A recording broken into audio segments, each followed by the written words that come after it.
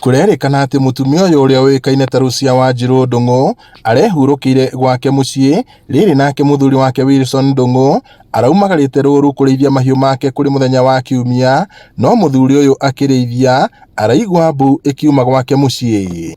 Thutha wa kuhunduka niguo we mari na murio marakorire mutumia uyu oragitwo na njira ya unyamu ni andu matoikaine na mwiri wake ukahingirwo riko kuria marugagira. Tu mucii ni mfane baba athira hiuhe ni kwahitana ukaha mucii ngiwa nginya ha mucii ndakora mutarugana mucaimo nutwaingira nake uku mucii uthi ndura wa kwamba wa ngora ndakora thakame nja itakumenya mukuru ndariho kuingura nyumba ndakora akometio nyumba riko na akatuika wa kutemokio ngingo na banga guku twakwa ni kiha kingi gukora ni nyina ndegwa niwe uragirwo ni mikora na akoragwo na njira njuru muno njira kung'eu irio twaigwa twamaka muno na twaigwa riu twarigwo neta tungika. Ni ngero icungiririe ona atongoria matiganite kuma mwena uyu hamwe na seneta wa Laikipia John Kinyua, MCA wa ward ya Marumanet Simon Kanyutu na karani wa kaunti ya Laikipia Koinange wa Wahome gwikinyia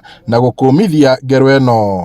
Nimesema kwa mzee wetu Baba Ndegwa, tumekuja kumwambia pole kwa kumpoteza Mama Ndegwa, na ni jambo la uchungu mtu kupoteza maisha kwa njia kama hiyo. Jumapili mchana mtu amekuja akashambuliwa na majangili. Hatutakubali watu ambao ni waharifu waje waharibu amani ambao tumekuwa hapa jamii zote tukiishi pamoja, lakini mharifu anakuja kugonganisha watu. Kuna uwezekano yule mwizi ambaye alikuja hapa alikuja akaweza kutambulika na mama, na kuna uwezekano mama wakati alitambua yeye kwa kusema fulani wewe ndio unakuja ama namna hiyo, yule mharifu akaonelea hakuna njia ingine ya kujiokoa ni kuweza kumaliza uhai wa nini wa huyo mama. Maafitha au gitiri ni marahotire gwikinya mucii uyu mari na ngui cia guteithĩrĩria gwethana na atabania a ngero eno iria aikari maugite ni ya magigi. Gukiri uguo muingi ni uthingatitwo guteithĩrĩria gwethana na eki na aya